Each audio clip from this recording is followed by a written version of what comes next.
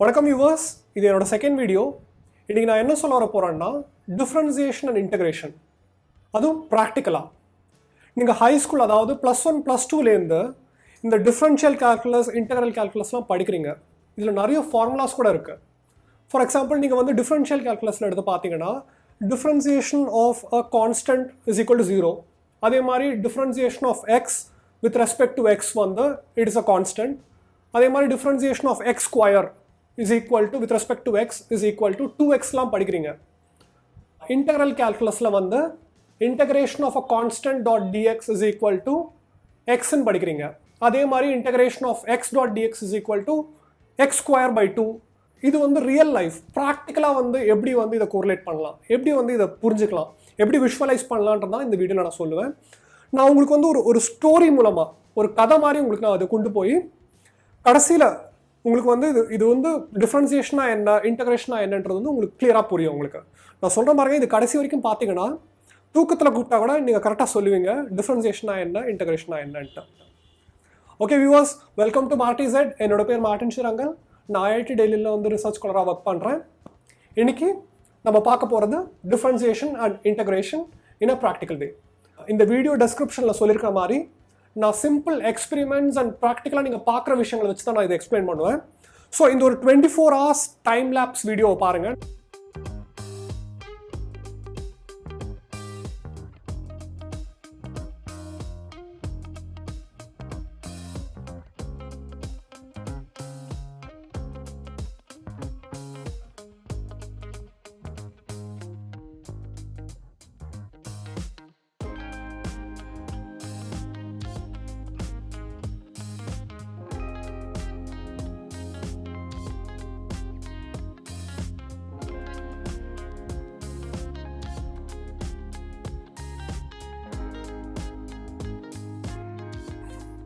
அந்த 2 வீடியோவும் பார்த்தீங்களா?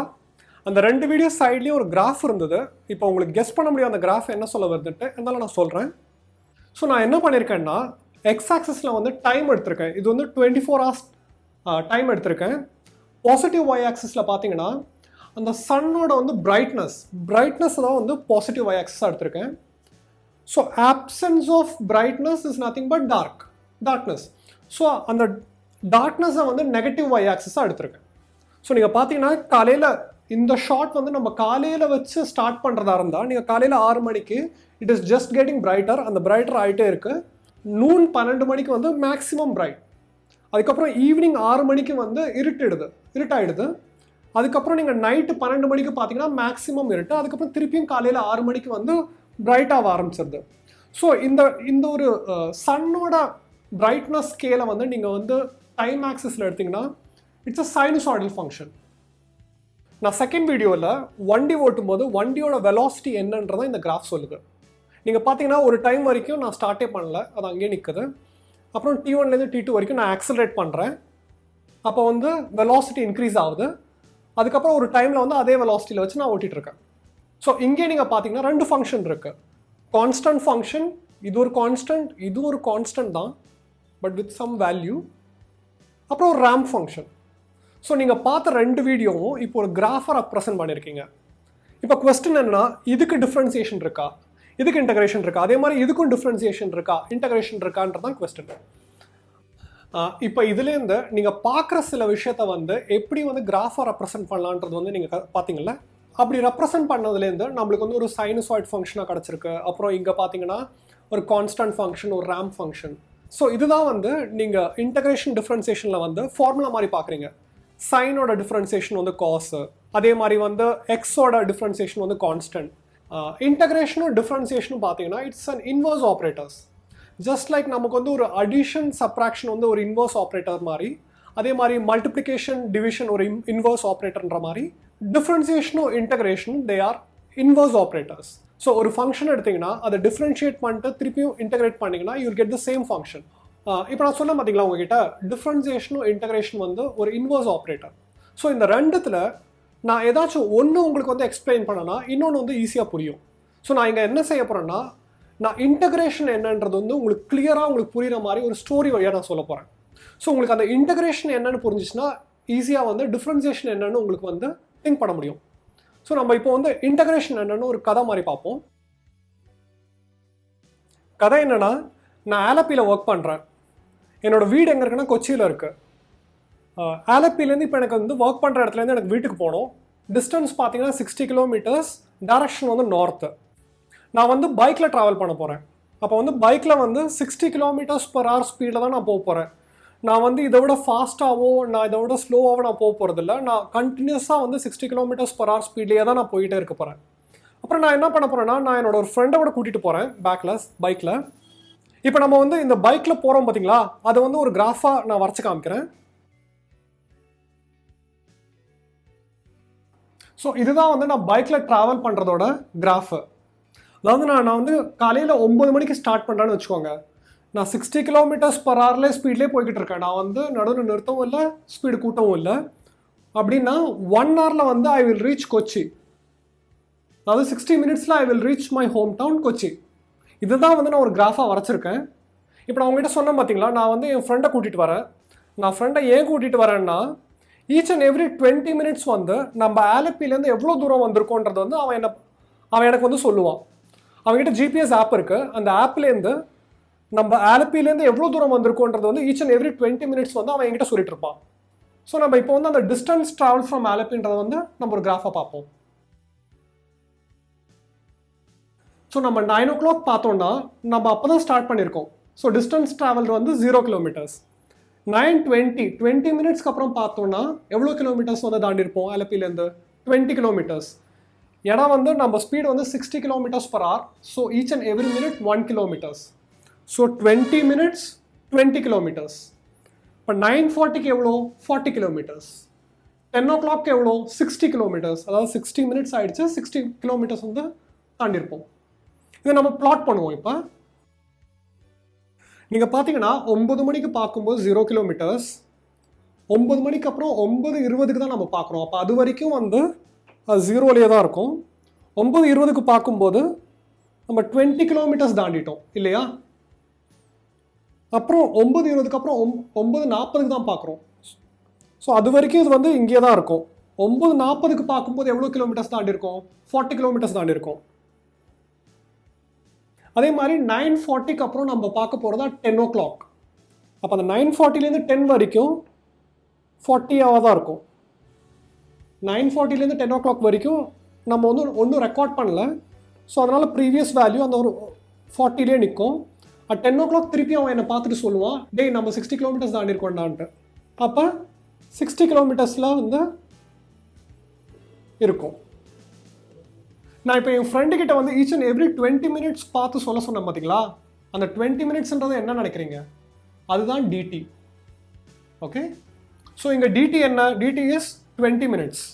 இப்போ ஒரு சின்ன ஒரு சேஞ்ச், நான் என் ஃப்ரெண்டுக்கிட்ட 20 minutes இல்லாமல் ஈச் அண்ட் எவ்ரி 10 minutes வந்து பார்த்துட்டு டிஸ்டன்ஸ் எவ்வளோ ட்ராவல் பண்ணியிருக்கோன்னு சொல்லிடான்னு சொல்கிறேன்.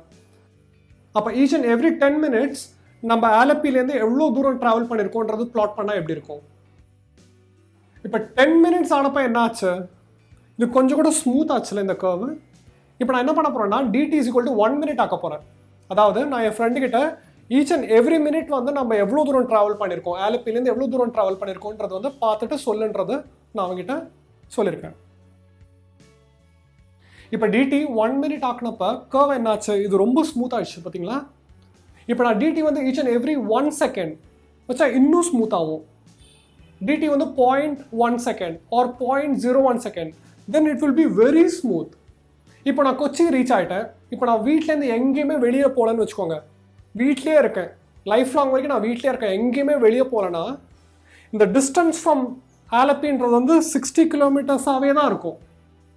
ஏன்னா நான் வீட்டிலேருந்து எங்கேயுமே வெளியே போகல. It will always remain at 60 kilometers till infinity வரைக்கும். இப்போது அப்படி இல்லைனா நான் ஒரு 2 daysக்கு அப்புறம் ஒரு 3 daysக்கு அப்புறம் நான் என்ன பண்ணுறேன்னா, எனக்கு திருப்பி நான் ஒர்க் பிளேஸ்க்கு ஆலப்பிக்கு திருப்பி போகணும் எனக்கு. அப்போ நான் என்ன பண்ணுறேன்னா, இந்த பைக்கில் வந்தேன் பார்த்தீங்களா, அப்படியே ரிவர்ஸ் கியர் போட்டுட்டு அப்படியே ரிவர்ஸ்லேயே போகிறேன். சேம் ஸ்பீடு ரிவர்ஸில் போகிறேன். அப்போ என்ன ஆகும்? நான் ரிவர்ஸில் போகும்போது நான் வந்து ஆலப்பிக்கு வந்து நியராகிட்டே இருக்கேன், ஆலப்பி கிட்ட வந்துகிட்டே இருக்கேன். அப்போ டிஸ்டன்ஸ் ஃப்ரம் ஆலப்பி என்ன ஆகும்? கம்மியாகிட்டே இருக்கும் இல்லையா? ஸோ நான் 1 hour இந்த மாதிரி ட்ராவல் பண்ணால் ஐ வில் ரீச் ஆலப்பி. அப்போ வந்து டிஸ்டன்ஸ் ஃப்ரம் ஆல்பி வந்து 0. இப்போ இது என்ன ஆக்சுவலா? This is nothing but integration of this. நம்ம அதை பார்ப்போம். இங்கே நான் ஒரு ஃபார்முலா கொடுத்துருக்கேன். S is nothing but distance or displacement, V வந்து வெலாசிட்டி, அப்போ ds by dt is nothing but velocity. அதே மாதிரி integration of velocity for some time dt தான் வந்து டிஸ்டன்ஸ் ஆர் டிஸ்பிளேஸ்மெண்ட். இங்கே பார்த்தீங்கன்னா distance or displacement is equal to integration of velocity for some time dt. இதில் பார்த்தீங்கன்னா v தான் input, இதில் இது இன்புட், ஸோ இது அவுட்புட். நம்மளுக்கு அவுட்புட்டாக கிடச்சது. So output is nothing but integration of input for some time dt. இதுதான் வந்து இன்டகிரேஷன். இப்போ ஒரு ரியல் டைமில் நடந்த ஒரு விஷயத்தை ஒரு ஸ்டோரியாக எடுத்துட்டு அதோட இன்டகிரேஷன் நான் சொன்னேன் பார்த்தீங்களா, திஸ் இஸ் இன்டகிரேஷன். இன்டகிரேஷன் என்னன்னு புரிஞ்சிச்சா? இன்புட் என்னன்னு பார்த்துட்டு எய்தர் ஆட் பண்ணும் இல்லைனா சப்ட்ராக்ட் பண்ணும் வித் த ப்ரீவியஸ் வேல்யூ. இன்னொரு இன்ஃபரன்ஸ், ஒரு கன்க்ளூஷன் என்ன கன்க்ளூட் பண்ணலான்னா, இன்புட் வந்து ஒரு பாசிட்டிவ் கான்ஸ்டன்ட் ஃபார் சம் டைமாக இருந்ததுன்னா அதோட இன்டகிரேஷன் என்ன இருக்கும்னா ஒரு பாசிட்டிவ் ரேம்பாக இருக்கும். அதே மாதிரி ஒரு input negative constant for some டைமாக இருந்ததுன்னா அதோட இன்டகிரேஷன் வந்து நெகட்டிவ் ரேம்ப். இன்னொன்று டிஃப்ரென்சியேஷனாக என்ன? நான் முன்னாடியே சொல்லியிருந்தேன், டிஃப்ரென்சியேஷனாக ஒன்றும் இல்லை. இங்கே டீன்றது nothing but difference. For difference of time what is the difference in distance or displacement. இதை உங்களுக்கு பிளாட் பண்ண முடிஞ்சதுன்னா அதுதான் டிஃப்ரென்சியேஷன். இது வந்து இதோட இன்டகிரேஷன் அப்படின்னா இதோட டிஃப்ரென்சியேஷன் வந்து இதுவாக இருக்கும் இல்லையா? அதை நம்ம பார்ப்போம். இதை நான் ஒரு 4 செக்மெண்ட்டாக எடுத்திருக்கேன்.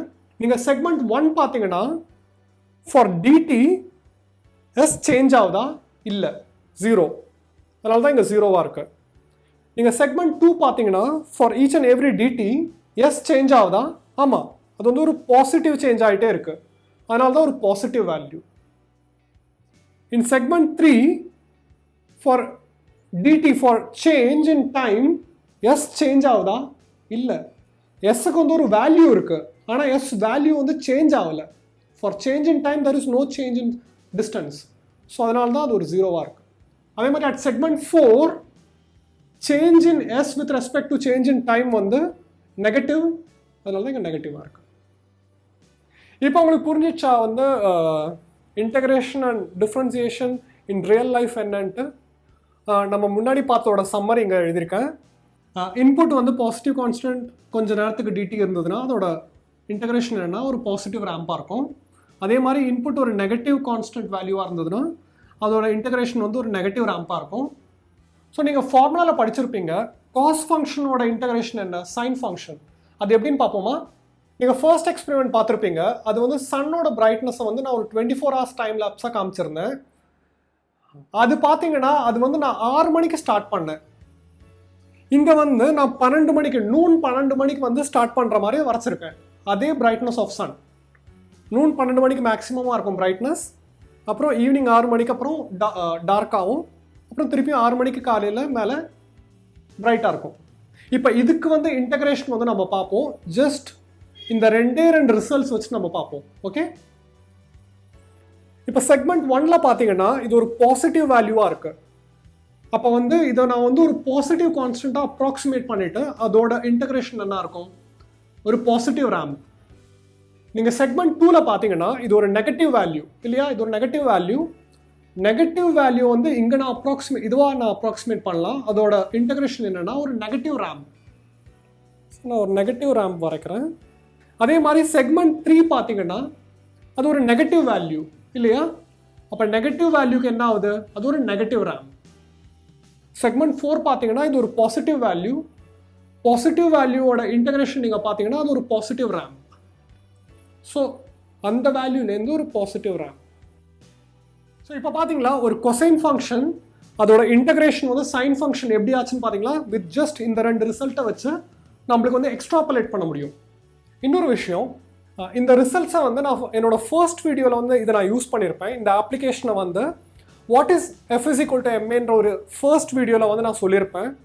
அது நியூட்டன் செகண்ட் லா ஆஃப் மோஷனை வந்து நான் கிளியராக வந்து ப்ராக்டிக்கலாக அதை வந்து எக்ஸ்பிளைன் பண்ணியிருப்பேன். இதே ரிசல்ட்ஸை வந்து அங்கே யூஸ் பண்ணியிருப்பேன்.